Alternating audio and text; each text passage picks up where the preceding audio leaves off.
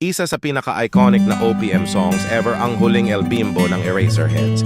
Unang lumabas ang kanta noong 1995 sa album nilang Caterpillar na naging isa sa best-selling albums sa Philippine history.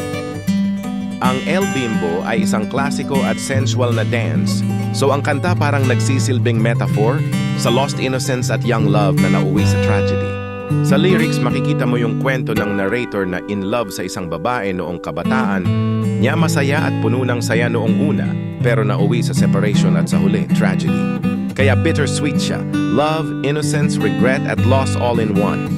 Fact, sobrang iconic ng kantang ito na ginawa pa siyang jukebox musical noong 2018, ang Huling El Bimbo the Musical, na ginamit ang music ng E-Heads para magkwento ng isang generational saga.